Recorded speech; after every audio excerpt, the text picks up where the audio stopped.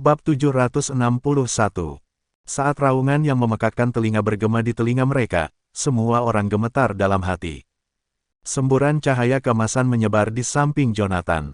Pada saat yang sama, rune aneh mulai bermanifestasi dan berkedip tanpa henti. Gema suara langsung menenangkan darah dan vitalitasnya sekali lagi. Di samping, wajah Vikas memerah. Dia menembakkan satu jari dan menunjuk ke langit, matanya penuh dengan kengerian. Kita mati. Dengan ucapan itu, gemuruh besar kembali terpancar dari seluruh papan catur. Jonathan menjentikkan kepalanya, hanya untuk melihat bahwa lengan lain yang terputus telah jatuh ke papan catur di samping lengan yang terlepas di kakinya. Suara gelembung meledak terdengar tak henti-hentinya. Mendongak dengan kaku, dia disambut oleh pemandangan menakutkan seekor elang yang melayang di udara dan seekor harimau yang mengaum di hutan sekaligus. Saat itu, dia akhirnya percaya bahwa Amil mampu membunuh dewa. Sayangnya, ratusan ribu monster juga telah dilepaskan pada saat yang bersamaan. Mengaum, mengaum, mengaum. Serangkaian raungan terdengar seperti trompet-trompet yang mengumumkan serangan terakhir. Ratusan binatang iblis bertabrakan dalam kekacauan yang kacau. Berjumlah hampir 1000 dengan tingkat kultivasi tinggi, mereka kemungkinan akan menaklukkan seluruh dunia jika mereka dilepaskan. Tidak ada satu kekuatan pun yang bisa melawan mereka. Namun, mereka semua adalah pion yang harus diperintah di sekitar sana. Di langit, elang menukik ke tanah. Sementara itu, harimau ganas di pegunungan papan catur melompat dan menabrak elang. Jonathan ternganga melihat kekacauan pertempuran di papan catur, keterkejutan yang tak terlukiskan membesar di dalam dirinya. Di belakang kedua pria itu, Amil menabrak batu besar di lengan yang putus. Setelah jatuh, dia membentuk pedang spiritual di tangannya dan menusukkannya ke dinding gunung. Jadi, kalian berdua di sini. Dia bergelantungan di dinding gunung dengan tangan, mencibir sambil menyeka sudut mulutnya. Vikas menatapnya dengan waspada. Dengan jentikan pergelangan tangannya yang tak terlihat, semburan energi spiritual keluar darinya. Itu berubah menjadi sabuk tak terlihat yang melingkari pinggang Jonathan.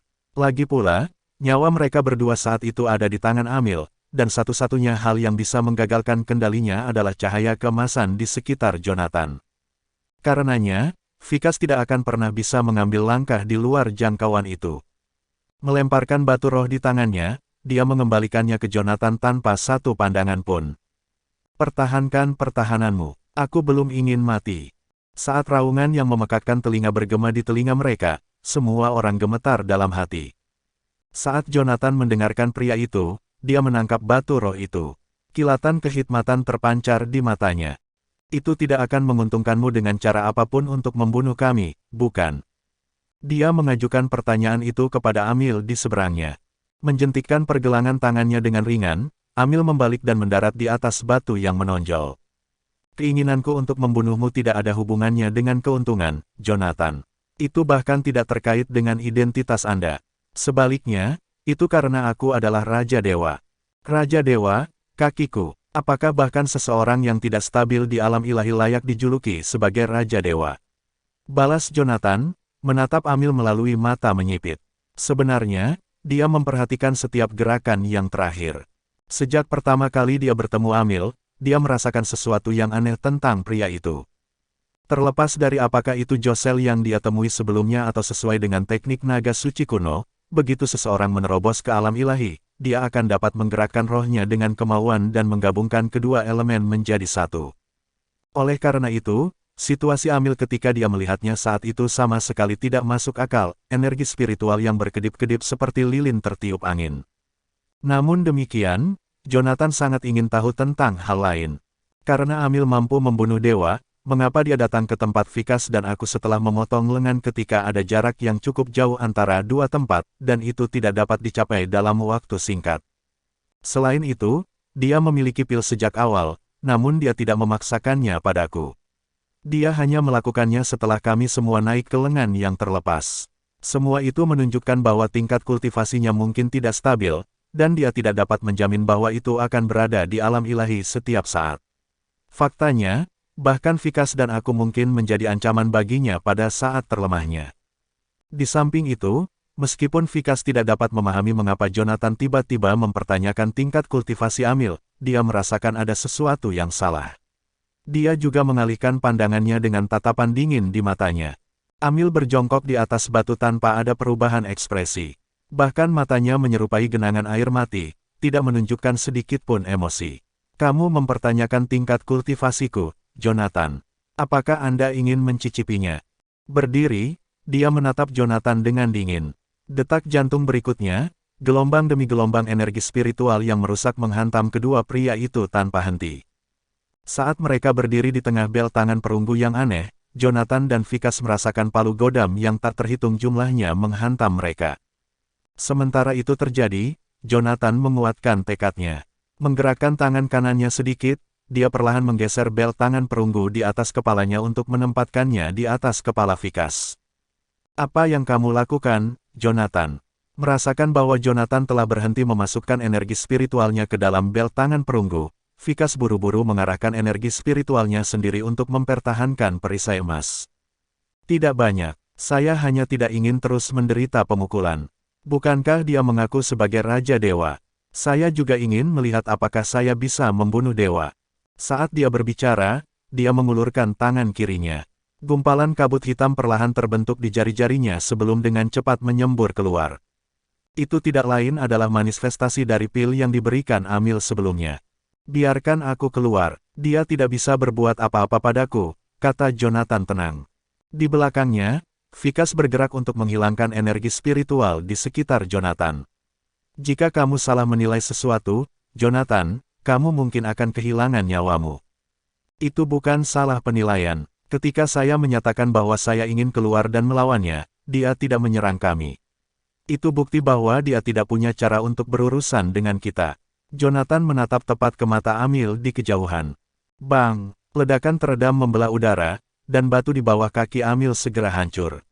Amil sendiri kabur menjadi garis hitam dan bergegas pergi. Jangan biarkan dia pergi. Dengan raungan, Jonathan dengan panik menyerang ke depan dan mengejar. Di belakangnya, Vikas mengikuti dari dekat dengan bel tangan perunggu di atas kepalanya. Ternyata Jonathan benar bahwa Amil tidak mampu mengeluarkan keduanya saat itu. Memfokuskan pandangannya pada bayangan hitam di depannya, Jonathan menyalurkan energi spiritualnya dan berlari ke depan seperti orang gila. Dia memperhitungkan bahwa tingkat kultivasi Amil yang berfluktuasi bukanlah kejadian acak. Selama 2 kali lengannya patah, dia lemah di kedua kali. Oleh karena itu, dia harus memanfaatkan kesempatan itu untuk melenyapkan Amil. Kalau tidak, dia dan Vikas mungkin akan menemui ajalnya begitu yang terakhir pulih. Mengingat kembali perubahan sikap Amil antara saat pria itu melihatnya dan memaksanya meminum pil, keduanya hanya berjarak kurang dari 1 jam. Berdasarkan kecepatan itu, dia kemungkinan besar akan kehilangan Amil dalam beberapa menit lagi, apalagi membunuh yang terakhir. Vikas, jika aku mati di sini, ingatlah untuk membawa kembali cincin penyimpananku ke Canaya dan menyerahkannya kepada Dorian. Yang lain secara alami akan mengerti, teriak Jonathan pada Vikas di belakangnya saat dia berlari ke depan. Detik berikutnya, kulitnya mulai menjadi merah. Dengan satu langkah, tanah retak, dan dia muncul 100 meter di depan. Bab 762. Darah Jonathan melonjak. Dalam sekejap, energi spiritual yang sangat besar memenuhi anggota tubuhnya. Jantungnya berdebar kencang seperti mesin yang tidak pernah padam, memberinya kekuatan tanpa batas. Itu adalah kondisi terkuatnya tanpa merusak kornya. Sebelumnya, dia hanya mengetahuinya secara teori, karena dia belum pernah menggunakannya sebelumnya. Pada akhirnya, meningkatkan dirinya ke keadaan itu membutuhkan energi spiritual yang luar biasa. Jika bukan karena batu roh di tangannya saat itu, dia akan membakar setiap cadangan terakhir yang dia miliki dan menyusut paling banyak dalam beberapa menit untuk mempertahankan keadaan ekstrim itu. Amil menoleh ke belakang, matanya berkobar karena dendam. Bahkan elit dari alam Grandmaster tidak akan kesulitan mengendalikan energi spiritualnya agar tidak bocor, apalagi dari alam dewa. Jadi, hanya ada satu alasan mengapa seorang kultivator dari alam dewa tidak dapat mengekang pemborosan energi spiritualnya, ia tidak dapat lagi mengendalikan lonjakan energi spiritual di dalam dirinya. Itu bukan hanya omong kosong di pihak Jonathan. Sebaliknya, dia benar-benar mempertaruhkan nyawanya. Kamu hanya mengejar kematian. Menempatkan kedua kakinya di tanah, Amil melompat dan menembakkan sinar hitam tepat ke wajah Jonathan dengan jentikan tangannya. Ambil ini. Saat lapisan kabut hitam melapisi Heaven's Sword di tangan Jonathan, dia menghadapi serangan itu secara langsung. Suara mendesing, getaran yang kuat menghantam udara, dan gelombang energi seperti air menyebar dengan cepat ke segala arah. Di belakang kedua pria itu, lonceng tangan perunggu yang melayang di atas kepala Vikas pasti terkena gelombang energi pasang surut. Segera, itu terbang mundur. Itu adalah pemboman prinsip. Terlepas dari kekurangannya, itu sudah jauh melampaui tingkat energi spiritual. Bagi mereka yang tidak melakukan kontak dengan pinggiran prinsip, itu adalah sesuatu yang tidak pernah bisa mereka harapkan untuk bertahan. Melemparkan batu roh di tangannya ke dalam mulutnya, Jonathan menghentakkan kakinya ke tanah. Ketika serangan baliknya berhasil menggagalkan prinsip Amil, dia tahu yang terakhir sudah berada di kaki terakhirnya. Karenanya, dia harus memanfaatkan kesempatan untuk membunuh Amil saat ini. Raungan naga terdengar entah dari mana. Energi spiritual di belakang Jonathan naik ke udara, dan sosok naga kolosal secara bertahap terwujud sekali lagi. Mati. Serpihan berbeda dari armor berskala naga muncul di sekelilingnya dan menyelubungi titik akupuntur utamanya. Di bawah lengan mamut yang terpenggal, sosok Jonathan dan Amil tampak menghilang secara bersamaan. Darah Jonathan melonjak. Dalam sekejap, energi spiritual yang sangat besar memenuhi anggota tubuhnya. Namun, di udara, suara tabrakan mulai terdengar tanpa henti. Di tanah, Vikas mengamati langit dengan mata lebar setelah berdiri kembali, berharap bisa melihat sosok Jonathan dan Amil melalui penglihatannya sendiri. Sayangnya, yang dia lihat hanyalah dua bayangan, bahkan ketika matanya bengkak dan berdarah. Dia bahkan tidak bisa melihat gerakan persis mereka. Sementara itu, binatang buas yang saling bertarung di papan catur yang tampaknya tak terbatas telah berhenti bertarung saat itu. Mereka semua mengalihkan pandangan ke arah Jonathan dan Amil. Mengaum, saat raungan harimau membelah langit, harimau raksasa berwarna-warni yang membentang 110 meter itu menerjang papan catur dengan menginjak bidak catur. Di belakangnya, elang menukik ke bawah dan menuju ke arah Jonathan. Dalam waktu kurang dari beberapa napas, binatang buas yang sebelumnya dalam pertempuran sengit di papan catur maju ke depan seolah-olah telah dipanggil. Lihat ke bawah, Jonathan. Vikas berteriak, berdiri di atas lengan yang terlepas. Di langit, darah menyembur membentuk busur. Jonathan jatuh ke tanah, darah menetes ke pedang surga di tangannya. Di seberangnya, Amil mendarat di tanah dengan bahu berwarna merah cerah. Kamu melukai Raja Dewa, seru Vikas sambil menganga ke arah Amil. Di wilayah barat, keempat Raja Dewa tidak terkalahkan, dan tidak ada yang pernah melukai siapapun dari mereka. Tapi saat itu, Jonathan telah melakukan hal yang mustahil, mematahkan mitos tentang Raja Dewa. Meskipun demikian, Jonathan sama sekali tidak senang saat itu. Dia mengalihkan pandangannya ke bawah dengan ekspresi serius di wajahnya. Meludahkan batu roh ke telapak tangannya, dia mengerutkan kening dalam-dalam. Apa yang sedang terjadi? Mengapa semua binatang iblis ini menyerbu ke arah kita? Haha, di sampingnya, Amil tertawa terbahak-bahak sambil menekan luka di bahunya. Ketika tawanya berakhir, dia menyatakan, itu karena mereka semua dilucuti dari prinsip dari alam ilahi dan terjebak di papan catur ini. Karena itu, mereka akan menyerang dengan gila-gilaan setiap kali mereka merasakan kekuatan prinsip. Kalian berdua menghancurkan rencanaku. Pada gilirannya, 1000 binatang iblis juga akan mencabik-cabik kalian berdua. Kita semua akan turun bersama. Pria itu tidak hanya tidak melakukan apa-apa di hadapan binatang iblis yang mendekat dengan cepat, tetapi dia bahkan menjatuhkan diri ke tanah dengan santai seolah menunggu untuk menonton pertunjukan. Sosok Jonathan kabur. Detik berikutnya, dia telah melintasi puluhan meter untuk muncul di samping Amil. Ceritakan semua yang kamu tahu, cepat. Dia menuntut dengan dingin.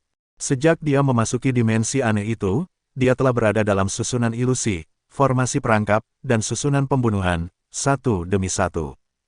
Saat itu, dia tidak bisa lagi mengatakan apakah dia berada di luar papan catur atau masih di dalamnya dengan segala sesuatu di sekitarnya menjadi ilusi. Sebaliknya, Amil memiliki tujuan yang jelas sejak kemunculannya. Oleh karena itu, terbukti bahwa pria itu mengetahui kebenaran di balik formasi tersebut. Amil menatap pedang yang menempel di lehernya, meremehkan wajahnya. Jika aku tidak menggunakan terlalu banyak prinsip yang mengakibatkan fondasinya terguncang, Jonathan, menurutmu apakah kamu bisa menjadi tandinganku? Bahkan jika kamu memegang pedang di leherku sekarang, apakah menurutmu aku benar-benar takut? Mendengar itu, Jonathan perlahan menurunkan pedang di tangannya. Amil, saya tidak tahu persis formasi apa ini. Saya hanya ingin hidup. Jika Anda ingin duduk di sini dan menerima kematian, biarlah. Selanjutnya, dia berputar dan berjalan menuju Vikas. Ayo pergi, Sika. Binatang iblis ini jelas bukan makhluk yang bisa kita tangani. Pergi. Kemana lagi Anda bisa pergi? Hanya ada dua cara untuk memecahkan permainan catur ini. Salah satunya adalah memusnahkan binatang iblis di depan Anda. Yang lainnya adalah menebang pemain catur dan mendapatkan pengakuan. Suara Amil terdengar di belakang Jonathan. Melirik dari balik bahunya, Jonathan memfokuskan pandangannya pada bentangan gelap di balik lengan yang terpenggal. Dia tahu dia berdiri di papan catur sementara bentangan gelap menyembunyikan dewa dan iblis yang tak tertandingi. Dibandingkan dengan dia, bagaimanapun, mereka terlalu jauh. Itulah mengapa yang bisa dia lihat hanyalah lautan luas kegelapan yang kosong. Tidak mungkin bagi kita untuk mengalahkan binatang iblis. Jika kau ingin hidup, beritahu aku cara membunuh dewa, katanya pada Amil datar, menoleh ke pria itu. Mendengar itu, Amil memandang Jonathan dengan tatapan mencemooh di wajahnya. Dalam catur ilahi, dewa dan iblis hanya akan menjangkau ketika mereka memindahkan bidak. Itu juga satu-satunya cara bagi kita untuk mendekati mereka. Baru saja, Anda seharusnya mendengarkan saya dan menarik perhatian mereka. Kemudian, saya bisa membunuh mereka dengan memanjat lengan. Sayangnya, Anda melarikan diri. Kami sudah kehilangan kesempatan terakhir. Kita tidak bisa terbang. Meskipun Anda masih dapat menggunakan prinsip, kami tidak dapat menjangkau mereka. Hentikan pertarungan, Jonathan. Ini adalah tempat peristirahatan terakhir kita. Bab 763. Vikas menjauhkan bel tangan perunggu dan berbalik untuk melemparkannya ke Jonathan. Ketika Jonathan menangkapnya, ekspresi kebingungan melintas di wajahnya. Dia telah mengeluarkan pil hitam darinya dengan teknik naga suci kuno, jadi dia tidak perlu lagi khawatir dia akan terjebak di bawah kendali Amil. Namun, Vikas, yang membutuhkan bel tangan perunggu untuk menghentikan Amil dari mengendalikannya, mengembalikan bel tangan itu kepadanya. Itu adalah tanda penyerahan diri yang jelas. Ada apa, Vicky? Apa kau tidak takut aku akan membunuhmu? Amil mengejek, berbalik ke arah Vikas. Vikas menghampiri Jonathan untuk mempelajarinya dengan tenang. Dia kemudian berkata, lagi pula aku akan mati, dan tidak ada bedanya apakah aku mati di tanganmu atau di tangan binatang iblis. Anda dapat membunuh saya sekarang jika itu yang Anda inginkan. Meskipun Anda telah menghancurkan kores saya, Anda kemudian meminjamkan saya batu roh dan bel tangan perunggu, dan Anda bahkan menyelamatkan saya dari Amil. Anda telah melunasi hutangnya, jadi ini berakhir di sini. Terima kasih, kata Jonathan sambil tersenyum. Dia kemudian mengarahkan Heaven Sword ke elang di langit dan berteriak, terlepas dari apa yang kalian pikirkan dari wilayah barat, aku bukan orang yang tunduk pada takdir. Apakah tidak ada burung di sana? Vikas membeku sesaat mendengar kata-kata Jonathan, tetapi sebelum dia bisa tersenyum, suara Amil terdengar lagi. Menyerah. Makhluk hidup yang terperangkap di papan ini tidak akan pernah bisa meninggalkan tempat ini. Bahkan jika kamu bisa membuat pria besar itu terbang ke atas, kamu tetap tidak akan bisa mendekati Tuhan dan iblis. Bagaimana Anda tahu kecuali Anda mencobanya? Jonathan bertanya dengan seringai. Tampaknya terpengaruh oleh kata-kata Jonathan, Amil perlahan bangkit dan berkata, karena kamu siap mati, kenapa kamu tidak memberitahuku bagaimana kamu akan keluar dari sini? Menurut teks kuno, dasar catur ilahi ada di mata dewa dan iblis. Selama kita menghancurkannya, kita akan bisa keluar dari game ini. Tepat saat angin bertiup, elang besar di langit menukik ke bawah. Hembusan angin kencang hampir terlihat dengan mata telanjang. Pada saat itu, burung itu, walaupun hanya makhluk, tampaknya berkuasa di atas segalanya. Seperti kilatan petir, Jonathan memindahkan dirinya ke arah elang. Vikas menjauhkan bel tangan perunggu dan berbalik untuk melemparkannya ke Jonathan. Turun. Mengangkat kakinya, Jonathan kemudian mengayunkannya ke bawah dengan kekuatan energi spiritualnya. Turun. Ketika Raja Wali itu melihat Yonatan muncul di hadapannya, ia berteriak dan mematuk-matuk Yonatan. Sayangnya, itu hanyalah binatang iblis yang dilucuti dari prinsipnya. Bahkan jika Jonathan tidak maha kuasa, itu bukanlah tandingan Jonathan. Tatapan membunuh ada di mata Jonathan ketika Jonathan mengalihkan pandangannya ke elang. Dengan gelombang putaran pusaran hitam, Jonathan mengayunkan kaki kanannya ke bawah untuk membelah elang menjadi dua. Ledakan, suara gemuruh bergema di seluruh tempat. Tubuh raksasa burung itu menghantam lengan yang sangat besar itu. Mati, Jonathan berteriak ketika dia jatuh ke arah harimau dengan pedang langit dari atas. Dengan kekuatan ekstra dari prinsip, garis darah muncul di dahi harimau, tetapi tengkoraknya yang kokoh menghentikan pedang langit Jonathan menembus kepalanya. Mengaum, detik berikutnya, kaki harimau raksasa itu mengayun ke arah Jonathan. Bahkan sebelum mencapai Jonathan, hembusan angin yang dibawanya membuat udara berdengung. Jonathan mengulurkan tangan untuk mengambil jimat cloning, dan segera, Jonathan lainnya muncul di udara. Kedua Jonathan saling menendang dan melesat ke arah kedua sisi kepala harimau. Unum, ke langit. Jonathan menusukkan pedangnya ke mata harimau itu sebelum berlari di sepanjang pipinya. Jejak kaki berdarah tertinggal di mana Jonathan berlari melewatinya. Ternyata, Jonathan telah mengiris mata kiri harimau itu dengan pedangnya. Sementara itu, tiruan Jonathan telah membenamkan dirinya ke telinga harimau dan menusukkan pedang panjangnya ke kepala harimau. Semuanya terjadi dalam sekejap mata. Dalam contoh berikutnya, harimau mulai berguling dari lengan yang terputus. Terengah-engah, Jonathan kemudian mendarat di atas kepala elang yang meronta-ronta itu. Ketika dia menginjaknya, itu menjerit kesakitan. Tetap di sana, Jonathan kemudian mengalihkan fokus kuburnya ke arah kerumunan binatang iblis yang berlari ke arahnya. Saat itu, dia telah menggunakan lebih dari setengah energi spiritual batu roh. Meskipun serangannya kuat, dia mempertaruhkan nyawanya dengan konsumsi energi batu roh secara tergesa-gesa. Terlepas dari penggunaannya, Jonathan hanya menyingkirkan dua binatang iblis. Ada ratusan lagi yang harus dibunuh. Apakah saya benar-benar akan mati di sini? Harimau dan elang adalah dua binatang iblis yang paling dekat dengan lengan yang terputus. Binatang iblis lain yang ingin mendekati Jonathan perlu mengambil sedikit lebih banyak waktu untuk menyeberang. Namun, binatang iblis yang bisa terbang akan mencapainya paling lama 1 menit lagi. Ketika Jonathan berbalik untuk melihat Amil yang berada di bawah, dia menyadari bahwa Amil juga sedang menatapnya. Jonathan, aku sudah memberitahumu. Kami kalah di babak ini. Kami tidak akan dapat menghapus semua binatang setan di sana. Menyerah saja. Jonathan menggelengkan kepalanya. Aku tidak mau. Lagi pula aku akan mati, jadi aku lebih suka memilih kematian yang bermartabat.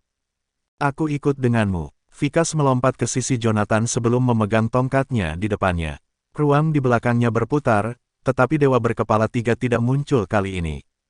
Jonathan tahu bahwa itu karena dia telah menghancurkan kore Vikas yang belum berbentuk dengan prinsipnya.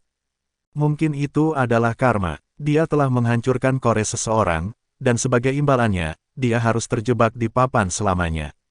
Saat keduanya menahan napas untuk mengantisipasi pertarungan, suara seperti longsoran salju bergemuruh datang dari atas papan catur.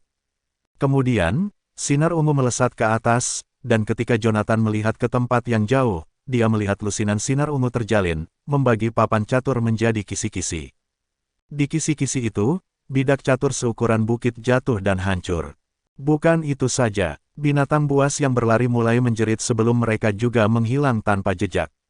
Amil, apa yang terjadi? Teriak Jonathan saat dia menyaksikan adegan itu terungkap.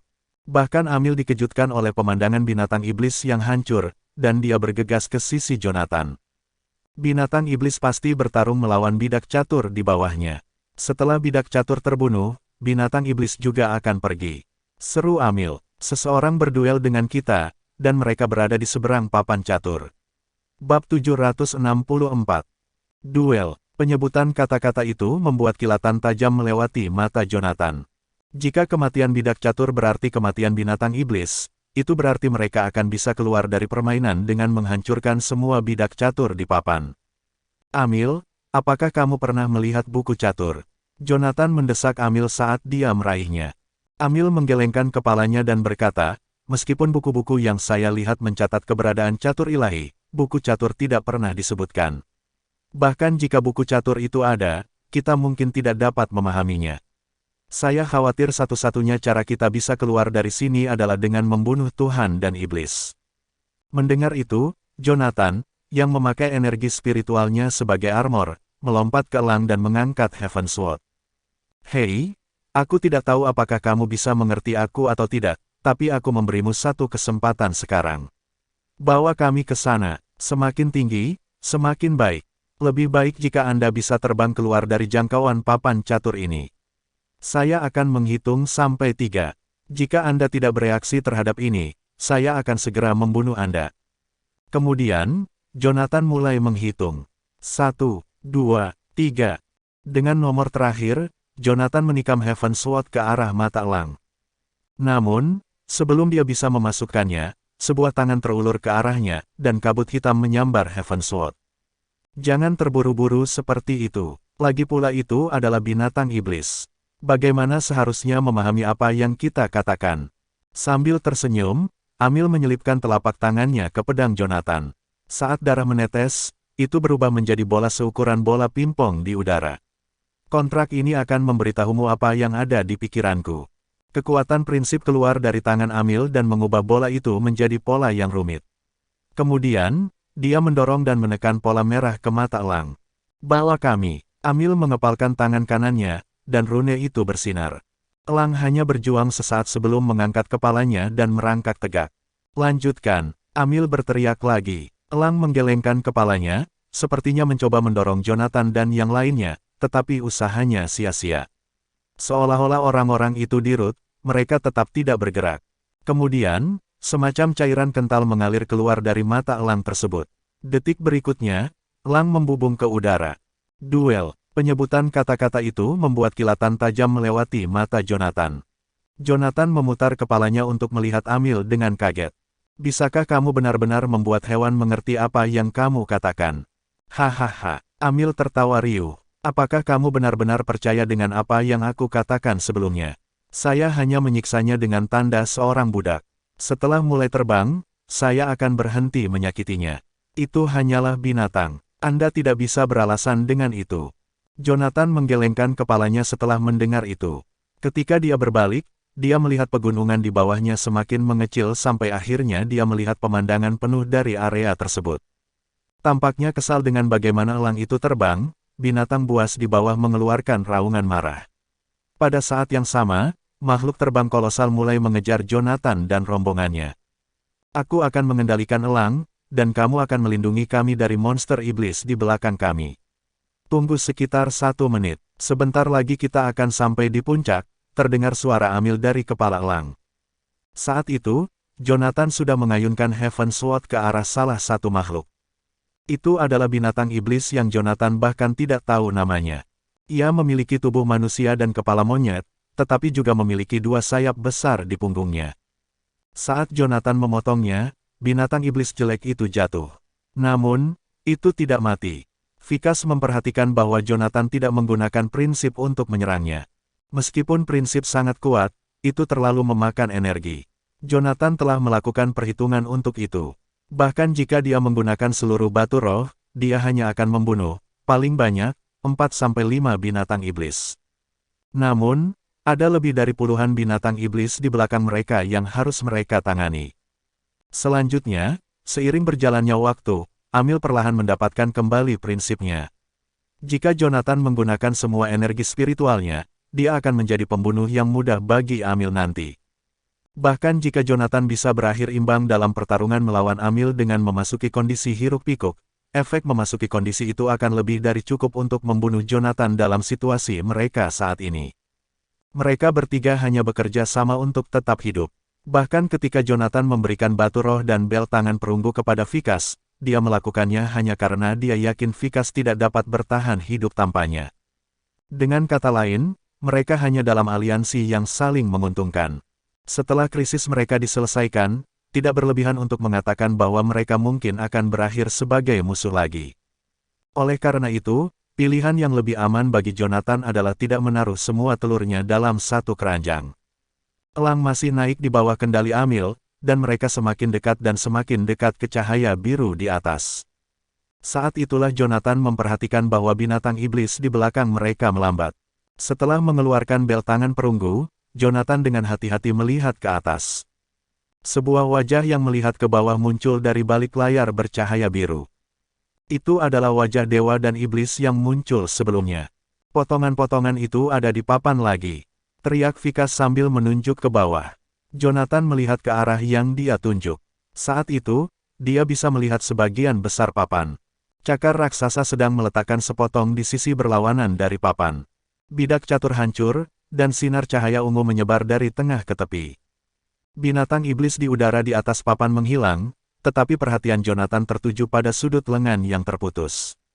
Potongan itu akan pecah, pekiknya sebelum berlari menuju kepala elang. Waktu telah mengubah bidak catur di bawah mereka menjadi bukit, dan tidak mungkin Jonathan dapat mengingat puncak mana yang sesuai dengan binatang iblis mana. Namun, dia dapat mengingat bidak yang sesuai dengan harimau dan elang, karena mereka lebih dekat dengan ketiganya. Jika bidak yang sesuai dengan elang pecah, Jonathan dan dua lainnya akan jatuh kembali ke papan catur. Satu-satunya metode yang dapat dipikirkan Jonathan untuk menyelamatkan mereka adalah meminta Amil menggunakan prinsipnya untuk menutupi seluruh elang sehingga permainan tidak memengaruhi makhluk itu. Namun, ketika Jonathan memberitahu Amil idenya, Amil hampir jatuh dari paruh elang karena terkejut. Apakah kamu benar-benar tahu apa artinya jika seseorang berada dalam fase alam ilahi? Ini bukan seolah-olah saya telah mencapai ketuhanan, di mana saya akan memanggil prinsip sebanyak itu untuk menutupi seluruh elang. Kalau begitu, apa yang bisa kamu tutupi? Jonathan bertanya tanpa henti. Melihat sinar ungu yang memanjang ke sudut-sudut di bawah, Amil kemudian mengertakkan gigi dan menunjuk ke sayap elang. Hanya bulunya. Bab 765. Jonathan dan Vikas tercengang melihat ekspresi Amil yang muram. Mereka segera menyadari bahwa Amil tidak bercanda, karena dia hanya bisa menutupi satu bulu. Menyadari hal itu, Jonathan dan Vikas segera menyerbu ke arah sayap kiri elang. Meskipun ukurannya sangat besar, elang yang agung ini hanya memiliki satu tempat di mana bulunya dapat memuat mereka bertiga dengan nyaman, bulu di sayapnya. Vikas mendarat di sayapnya dan menggunakan energi spiritualnya untuk mengangkat bulu sebesar kapal, berniat mencabutnya. Apa yang sedang kamu lakukan? Potong saja. Jonathan mengangkat pedang langitnya dan dengan tebasan cepat, menghantam sayap elang, menyebabkan darah menyembur keluar seketika.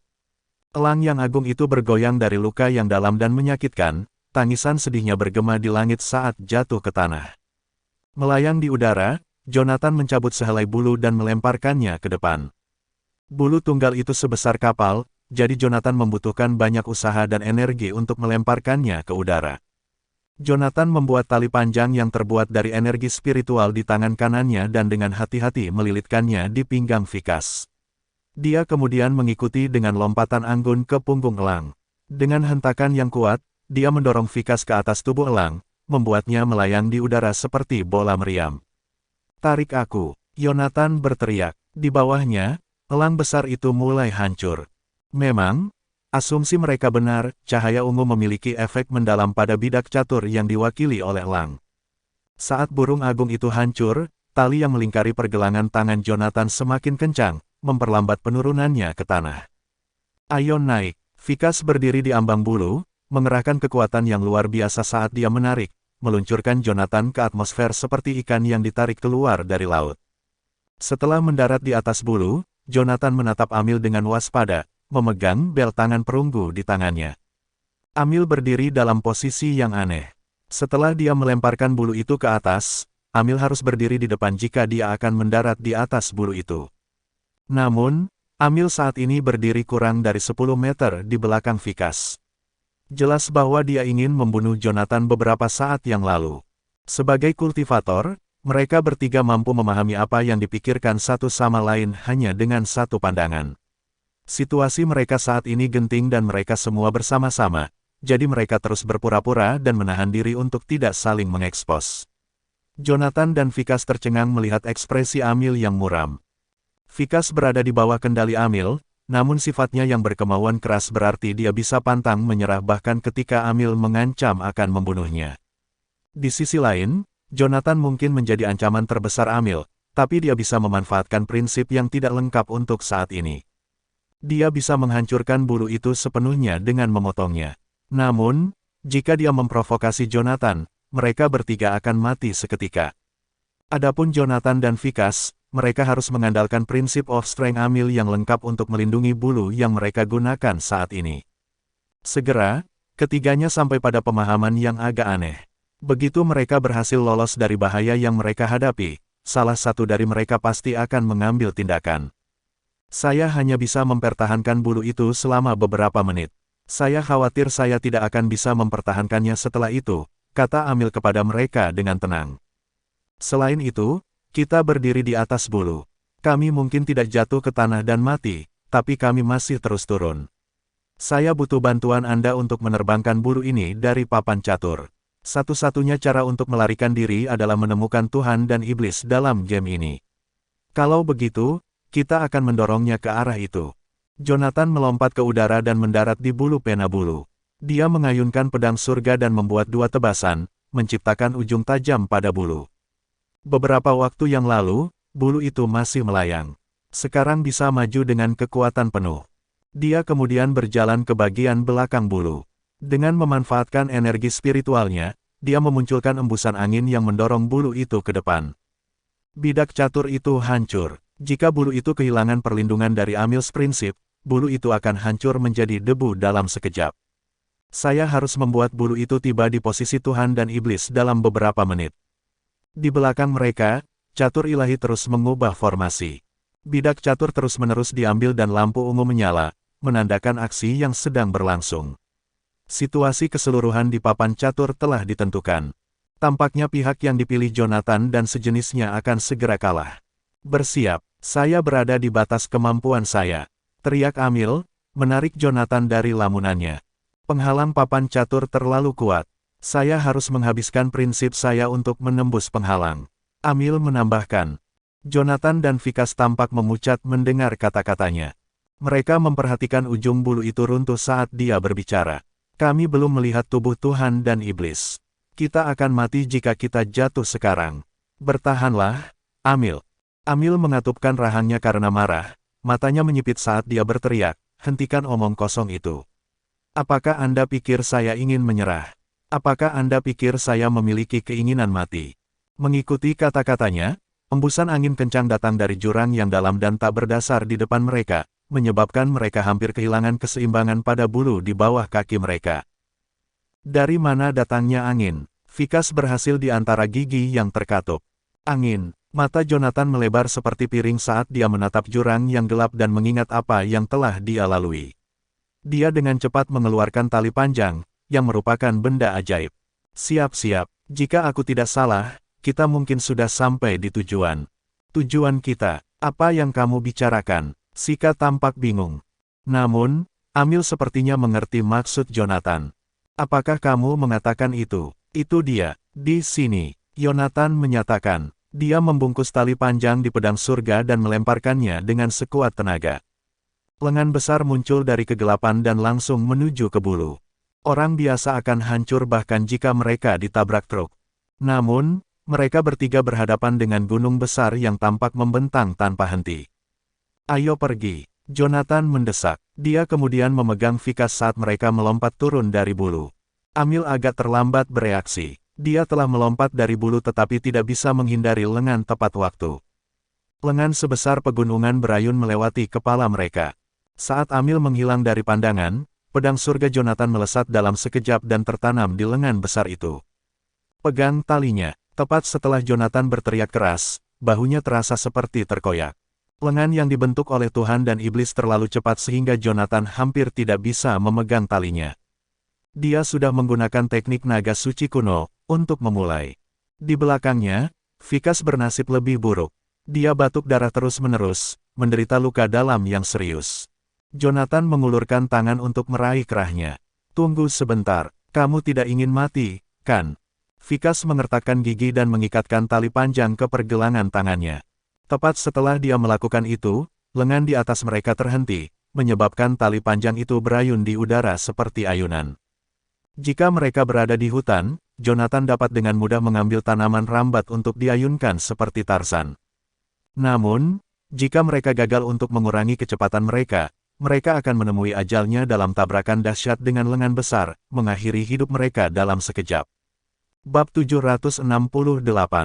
Pedang langit bergetar kuat di tangan Jonathan saat dia berlari menuju raksasa ilahi dan menebasnya. Hah! Jonathan berteriak sekuat tenaga sambil menebas dada raksasa itu, meninggalkan luka besar sepanjang sekitar 50 meter. Mata Amil dipenuhi kebingungan saat dia berdiri di bahu raksasa itu dan melihat apa yang telah dilakukan Jonathan. Apakah orang ini kehilangan akal sehatnya? Mengapa dia menyerang makhluk ilahi? Apakah dia benar-benar berpikir dia bisa mengalahkan raksasa ilahi dengan sedikit kekuatan yang dia miliki? Setelah melepaskan Jonathan, Amil melengkungkan bibirnya menjadi senyum menghina saat dia terus berjalan menuju leher raksasa ilahi. Jika saya bisa naik ke mata ketiga raksasa ilahi, saya akan dapat mengontrol fondasi formasi dan melarikan diri dari papan catur, menciptakan kembali Kore yang rusak, dan mencapai alam ilahi. Sementara itu, pedang Jonathan menari-nari liar di tangannya saat dia langsung menuju ke dada raksasa itu. Batuan raksasa beterbangan kemana-mana, tapi Jonathan mampu menghancurkan mereka yang menghalangi jalannya dan menempuh jarak beberapa ratus meter dalam beberapa detik. Armor batu di tubuh raksasa itu telah ditembus. Setelah menembus armor batu yang dimiliki raksasa itu, Jonathan terus menyerang ke dalam tubuhnya seperti orang gila. Suara benturan keras bisa terdengar dari belakangnya. Jonathan mengira raksasa itu mungkin mencoba menariknya keluar dari tubuhnya dengan tangan patah. Tentu saja, Jonathan tidak peduli tentang itu pada saat itu. Dia harus terus masuk lebih dalam ke dada raksasa itu dan mencapai jantungnya. Itulah satu-satunya cara dia bisa mengalahkan Amil sampai mata ketiga raksasa itu. Jonathan terus menenggak pil peremajaan roh untuk menjaga energi spiritual, energi mental, dan level prinsip tetap tinggi saat mengisi daya ke depan. Setelah mengaktifkan ketiga sumber energinya, Jonathan terus memusatkan perhatian pada daging di depannya saat dia menerobosnya. Baru setelah dia tidak merasakan apapun di bawah kakinya, dia dengan cepat berbalik dan menusukkan pedangnya ke permukaan di belakangnya. Jonathan telah mencapai bagian tengah rongga dada raksasa itu. Ada darah merah kental di sekelilingnya. Jonathan juga melihat ikan aneh yang tak terhitung jumlahnya seukuran lengannya berenang di dalam darah. Semua ikan menyerang penghalang emas pelindung bel tangan perunggunya. Pedang langit bergetar kuat di tangan Jonathan saat dia berlari menuju raksasa ilahi dan menebasnya. Visibilitas tidak lagi penting di dalam tubuh raksasa karena tidak ada cara untuk melihat melalui semua darah itu. Karena perlindungan penghalang emas bel tangan perunggu, Jonathan tidak dapat menggunakan indera spiritualnya untuk mengidentifikasi arah yang dia hadapi. Dengan tangannya yang bebas, Jonathan mengisi seluruh ruang di dalam penghalang pelindung bel tangan perunggu dengan energi spiritual. Dia kemudian menariknya ke bawah untuk menyimpan bel tangan perunggu. Tanpa perlindungan bel tangan perunggu, Jonathan merasakan tekanan yang tiba-tiba meningkat di sekelilingnya. Saat energi spiritualnya terus mengalir melalui aliran darah raksasa itu, Jonathan merasa tubuhnya seperti sedang dipanggang di atas api. Jonathan terkejut mengetahui bahwa darah raksasa ilahi mampu membakar perasaan spiritual seseorang, tetapi dia mengatupkan giginya dan berenang ke depan dengan sekuat tenaga. Dia jelas bisa merasakan sesuatu yang padat berdetak secara ritmis sekitar 100 meter di depannya, yang jelas merupakan jantung raksasa yang dia cari. Jonathan menginjak ikan cukup banyak sambil terus berlari melalui darah kental dengan sekuat tenaga. Dia bisa merasakan getaran yang datang dari jantung raksasa itu saat dia semakin dekat dengannya. Setelah mendengar suara detak jantung saat dia berada dalam jarak 10 meter darinya, Jonathan mempererat cengkeramannya pada Heaven Sword dan menikam dinding di depannya. Jantung besar itu langsung berkontraksi saat ditusuk. Seolah-olah darah di sekitar Jonathan telah berubah menjadi palu godam raksasa. Darah itu menghantamnya begitu keras hingga nyaris membuatnya terlempar keluar dari dada raksasa itu. Butuh beberapa upaya putus asa bagi Jonathan sebelum dia bisa menancapkan Heaven Sword ke jantung raksasa itu lagi. Setelah terkena dampak aliran darah untuk kedua kalinya, Jonathan mengeluarkan tombak dari cincin penyimpanannya dan menusukkannya ke jantung raksasa itu. Menggunakan tombak sebagai jangkar untuk menjaga dirinya tetap di tempatnya, Jonathan kemudian melanjutkan menebas jantung raksasa itu dengan Heaven Sword. Aliran darah yang kuat menghantamnya berulang kali, tetapi Jonathan bertekad untuk terus melakukannya sampai dia bisa masuk ke dalam hati raksasa itu. Dia mendapatkan ide ini saat dia melihat darah mengalir keluar dari lengan yang patah.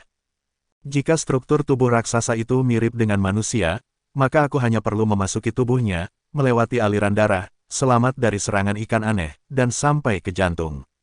Selama aku bisa memasuki jantungnya, aku akan bisa menggunakan aliran darah raksasa itu untuk membawaku ke kepalanya. Itulah satu-satunya cara saya dapat dengan cepat menutup jarak antara Amil dan saya. Jika saya beruntung, saya bahkan mungkin bisa menyusulnya dan mengalahkannya sampai mata ketiga. Sementara itu, Amil hampir jatuh dari bahu raksasa itu saat berjalan ke atas. Sementara itu, Amil tiba-tiba jatuh dari bahu si pria sambil menyangga badannya. Meskipun Divine Gien tampak menakutkan, itu hanyalah boneka raksasa. Kalau tidak, para kultivator yang bahkan tidak menguasai Divine Realm tidak akan bisa masuk dan keluar dari tubuhnya dengan bebas. Amil pernah mencekik leher raksasa itu ketika tiba-tiba ia menggebrak dadanya seperti orang gila. Setelah disingkirkan, Amil hampir kehilangan kepercayaannya dan akhirnya jatuh ke bahu si raksasa. Apa? Gien ini hanya boneka, jadi mengapa melakukan ini? Saat dia menurunkan kacamatanya, dia melihat darah mengalir keluar dari dada raksasa itu. Apakah Jonathan mengebor jalan ke tubuh raksasa itu? Apa yang dia coba lakukan? Perasaan ragu yang kuat terbentuk di hati Amil saat dia secara naluriah terus memanjat leher raksasa itu. Dia tidak tahu apa yang coba dilakukan Jonathan, tetapi dia tahu dia harus menemukan dasar formasi dan menguasai papan catur ilahi. Itulah satu-satunya cara untuk menjamin keselamatannya sendiri. Memikirkan hal itu, Amil mempercepat langkahnya dan menaiki leher raksasa itu secepat mungkin. Dia baru saja mencapai puncak leher raksasa itu ketika sebuah ledakan terjadi di atasnya. Jonathan kemudian terbang keluar dari lubang di tubuh raksasa itu sedetik kemudian. Setelah berputar beberapa kali saat dia melayang di udara, dia menabrak tebing terdekat. Ledakan, menyadari ada dua ikan yang menempel di lengannya, Jonathan mengibaskannya dengan semburan energi spiritual. Setelah memastikan bahwa dia masih memegang tali panjang dengan kuat, Jonathan menunduk dan menyeringai puas ketika dia melihat Amil di bawahnya. Sepertinya aku sudah menyusulmu, Amil. Oh, persetan denganmu, teriak Amil sambil mencabut duri dari punggung raksasa itu dan melemparkannya ke wajah Jonathan. Keduanya berada di atas leher raksasa dan sangat dekat dengan mata ketiganya. Orang yang mencapainya lebih dulu akan bisa keluar hidup-hidup. Bab 769. Menarik, teriak Jonathan, menyebabkan tali panjang di tangannya memendek dengan cepat dan menariknya ke atas. Paku itu meleset dari sasarannya dan menabrak tebing di belakang, menyebabkan beberapa puing berjatuhan ke arah Amil. Tentu saja, puing-puing seperti itu tidak dapat melukai individu sekuat Jonathan dan Amil. Suara keras bergema di seluruh area saat Amil menggunakan paku raksasa sebagai tangga dan dengan cepat mengejar Jonathan. Ambil ini, teriak Jonathan sambil mengayunkan Heaven Sword ke arah Amil. Bertekad untuk mengiris kepala Amil, Jonathan memfokuskan semua kekuatan fisiknya dan prinsip of strength ke dalam serangan itu. Amil membalas dengan meluncurkan lonjakan ke arah Jonathan dengan kekuatan yang begitu besar sehingga tampak seolah-olah akan menembus ruang dan waktu. Bentrokan kedua serangan itu menciptakan gelombang kejut yang sangat kuat sehingga membuat Jonathan terbang. Amil mengerang pelan sebelum melanjutkan perjalanannya. Dia, juga, mencapai batasnya pada saat itu.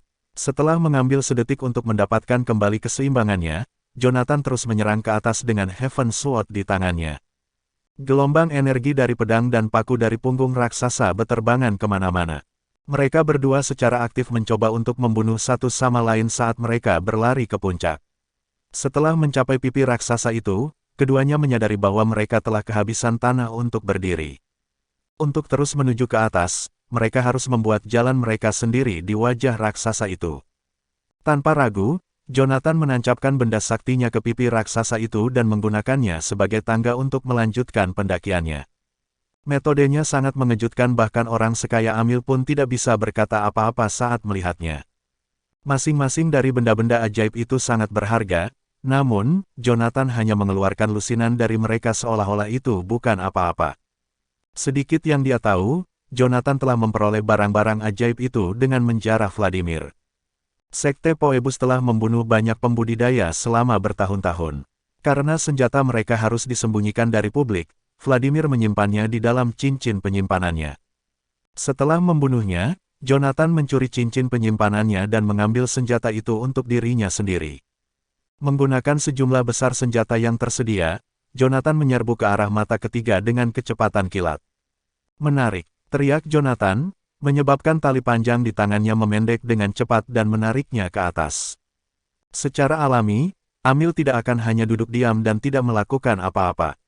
Dia dengan cepat menusukkan paku ke pipi raksasa itu dan menggunakannya sebagai batu loncatan untuk membantu pendakiannya. Saat mereka berdua terus berjalan menuju puncak, tiba-tiba sebuah tangan besar yang patah terbang ke arah mereka. Bagi Divine Giant, Jonathan dan Amil seperti dua nyamuk di wajahnya. Sementara ditusuk di wajah tidak benar-benar melukai raksasa itu sangat menjengkelkan sehingga raksasa itu mencoba menghancurkan mereka dengan tangannya yang patah. Jonathan mencabut bel tangan perunggunya dan bergegas menuju platform besar tepat di depannya. Itu kemungkinan besar sudut mata raksasa itu. Meskipun itu adalah celah kecil untuk raksasa itu, ruang itu cukup besar untuk tempat persembunyian Jonathan. Setelah menemukan tempat persembunyian yang sama, Amil langsung berlari ke arah Jonathan untuk berlindung. "Nyah!" teriak Jonathan sambil mengirimkan gelombang energi spiritual ke arah Amil untuk mencegahnya keluar. Namun, Amil mampu membagi gelombang energi spiritual itu menjadi dua dan melanjutkan perjalanannya. Ledakan, tangan raksasa yang patah menghantam wajahnya saat Amil menginjakkan kaki di platform itu, memukul mereka berdua dengan gelombang kejut yang kuat yang menjepit mereka ke tubuh raksasa itu. Tidak dapat bergerak bahkan otot, mereka hanya bisa menunggu tanpa daya selama sekitar 10 detik sebelum gelombang kejut berkurang intensitasnya. Pada saat tangan yang patah itu diangkat, Jonathan telah menutup jarak di antara mereka. Namun, kekuatan tak terlihat menghentikan Heaven Sword di jalurnya sebelum mencapai tenggorokan Amil. Apa ini? Apakah Amil menggunakan prinsip of strength? Kau memaksa tanganku, Jonathan. Ini semua padamu, teriak Amil sambil mengeluarkan belati. Jonathan merasakan udara di sekelilingnya menekan tubuhnya, menahannya dengan kuat di tempatnya. "Mati!" Amil berteriak sekuat tenaga sambil menghunjamkan belati ke arah Jonathan yang hanya bisa menyaksikan tubuhnya membeku dalam posisi menerjang. "Senjata yang bisa melumpuhkanku sepenuhnya, apakah dia menggunakan senjata spiritual?" Saat itulah Jonathan mengingat sesuatu yang pernah dia baca di teknik naga suci kuno. Senjata apapun yang memenuhi syarat sebagai senjata spiritual akan memiliki kemampuan khusus. Kemampuan melumpuhkan Jonathan sepenuhnya adalah salah satu dari banyak contoh. Karena kemampuan khusus bukanlah sesuatu yang dapat ditambahkan ke senjata saat menempanya, tidak ada yang tahu apa itu sampai senjata itu dibuat. Kemampuan khusus senjata itu bergantung pada pemahaman si pemalsu tentang prinsip. Mereka yang berada di alam ilahi atau lebih tinggi akan menggunakan diri mereka sendiri sebagai inti saat menempa item magis, tetapi mereka hanya memiliki peluang 10% untuk berhasil menempa senjata spiritual. Itulah mengapa senjata spiritual masih banyak diminati, meskipun sebagian besar pembudidaya tingkat tinggi tahu cara memalsukannya. Belati yang dipegang Amil tampak seperti belati biasa, tetapi memiliki kekuatan yang luar biasa. Tidak ada yang bisa dilakukan Jonathan kecuali mengatupkan giginya saat belati itu semakin dekat. Rasa sakit yang hebat merobek tubuhnya saat belati perlahan menembus dadanya. Sementara belati itu mampu melumpuhkan Jonathan sepenuhnya, menggunakan kemampuannya juga membutuhkan esensi darah dan energi spiritual Amil dalam jumlah besar. Karena itu, sebenarnya Amil lah yang diperjuangkan Jonathan untuk dibebaskan. Memiliki belati sebagai media untuk menyalurkan energi itu memberi Amil sedikit keuntungan, tapi hanya itu saja. Darah mengucur dari dada Jonathan, tapi itu tidak menghentikan Amil mendorong belati ke depan. Pembuluh darah di sisi lehernya menonjol di bawah kulit saat dia berteriak dengan tatapan gembira di matanya, "Mati, Jonathan!" Namun, tepat ketika dia hendak menusuk jantung Jonathan dengan belati, sesosok muncul di sebelah mereka dan menendang wajah Amil tanpa peringatan. Bam! Tendangan itu begitu kuat hingga membuat Amil terbang seketika. Amil batuk seteguk darah saat dia menabrak tubuh raksasa di samping. Dengan hilangnya kekuatan tak terlihat, Jonathan berlutut dengan wajah pucat pasi. Dia kemudian mencabut belati dari dadanya dan menoleh untuk melihat orang yang menyelamatkan hidupnya. Sosok itu benar-benar telanjang dan tidak memiliki kulit atau rambut. Selain itu, dia berlumuran darah dari ujung kepala sampai ujung kaki saat dia berdiri di depan Jonathan. Meski begitu, Jonathan mampu mengenali sosok itu dengan merasakan auranya. Bab 770. "Sika," tanya Jonathan tak percaya. "Kamu masih hidup?" Saat itu, Jonathan bukan satu-satunya yang terkejut. Amil, yang terluka parah akibat tendangan itu, juga sama terkejutnya. Ketika dia dan Jonathan terlibat dalam pertempuran, Mereka mendengar ledakan energi spiritual di bawah, membuat mereka berasumsi bahwa Vikas telah terbunuh. Tanpa diduga, yang terakhir sekarang berdiri tepat di depan mata mereka. Bagaimana ini mungkin? Saat berdiri, Amil membaca mantra dengan tangan kanannya untuk memanggil pil hitam untuk membunuh Vikas. Namun, dia tidak bisa lagi merasakan aura familiar dari tubuh yang terakhir. Apakah kamu mencoba menemukan parasit di tubuhku? Sudah pergi, kata Vikas kepada Amil dengan dingin. Karena aliran energi spiritual yang kacau, saya tidak akan lolos dari kematian jika saya menunggu medan energi meledak atau jika saya memilih untuk memutuskan kore saya. Itulah mengapa saya memutuskan untuk memurnikan tubuh saya dengan energi spiritual yang membanjiri darah dan daging saya. Teknik rahasia ini adalah bagian dari metode kultivasi saya tetapi peluang keberhasilannya hanya 1%. Beruntung, saya berhasil melewati proses tersebut, jelas Vikas.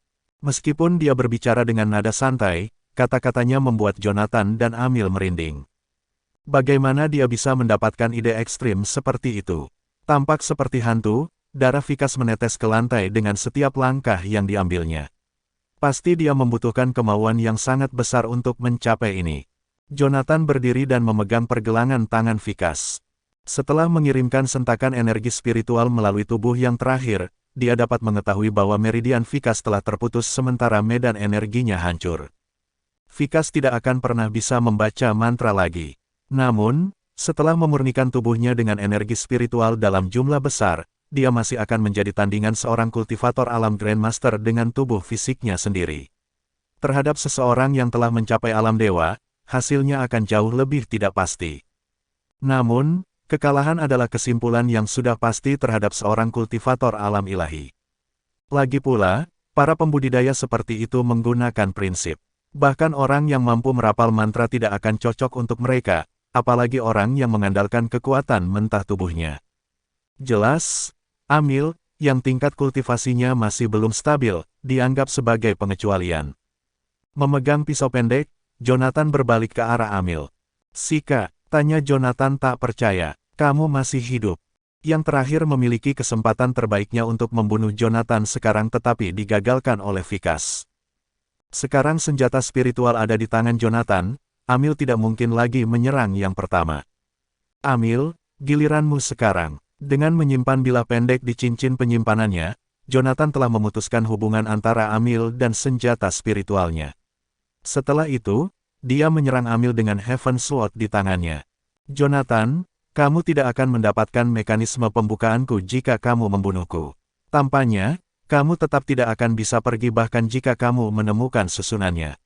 Amil meraung dengan patung di tangannya. Namun, Jonathan menjawab dengan tegas. Mengacungkan Heaven Sword, dia menebaskannya ke kepala Amil tanpa sedikit pun keraguan. Saat patung itu dihancurkan, Amil berbalik dan melarikan diri. Dia telah menggunakan prinsip terakhirnya sambil menahan Jonathan barusan. Oleh karena itu, dia tidak mampu menahan serangan penghancur prinsip Jonathan lainnya. Saat Heaven Sword merobek udara, Amil tidak punya pilihan selain melompat ke jurang maut di bawah tubuh raksasa itu. "Jonathan, saya pasti akan membalas dendam jika saya selamat dari ini." Saat suara Amil yang mengamuk bergema di udara, kesulitannya saat ini malah membuatnya terdengar menyedihkan. Sebagai seseorang yang telah mencapai alam ilahi, dia seharusnya menjadi dewa yang berjalan di antara manusia. Sedikit yang dia harapkan untuk menemui kejatuhannya di tempat seperti itu. Terengah-engah, Jonathan menyaksikan sosok Amil dengan cepat menghilang terlupakan. Dia memulai sebagai putra dari keluarga Goldstein yang kaya di Yellowview. Jika pamannya tidak mengasingkannya ke Jadeborough dalam perebutan kekuasaan, dia akan menjalani kehidupan sebagai orang biasa. Bahkan sejak dia menempuh jalan seorang kultivator 3 tahun lalu, Jonathan mengalami banyak kematian, tetapi tidak ada yang separah ini. Meskipun bertahun-tahun berkultivasi dengan keras dan mencapai alam ilahi, Amil masih menemui akhir yang menyedihkan. Dalam hal ini, bagaimana dengan saya? Bagaimana semuanya akan berakhir untukku? Sementara itu, Vikas berjalan dengan susah payah di belakang Jonathan dengan kaki berlumuran darah. "Jonathan, ayo pergi." "Dia tidak akan kembali," Vikas mengingatkannya, berpikir bahwa yang terakhir hanya waspada terhadap potensi kembalinya Amil. Sebagai tanggapan, Jonathan menoleh ke arah Vikas. Kamu mungkin tidak bisa menggunakan energi spiritual sekarang tapi seharusnya bisa menyerapnya dari pil ini. Minum pil peremajaan roh ini. Kalau tidak, Anda akan mati karena kehilangan darah yang berlebihan. Setelah menyerahkan pil itu, Jonathan menggunakan energi spiritualnya untuk membentuk tangan besar untuk membawa Vikas di udara. Setelah itu, dia berlari secepat yang dia bisa. Setelah menyerahkan pil itu, Jonathan menggunakan energi spiritualnya untuk membentuk tangan besar untuk membawa Vikas di udara. Setelah itu, dia berlari secepat yang dia bisa. Pada saat itu, Jonathan telah mencapai sudut mata raksasa itu dan berada sangat dekat dengan mata ketiga di dahinya. Tanpa Amil menghalangi mereka kali ini, mereka berhasil tiba di perbatasan mata ketiga dalam waktu sekitar 5 menit.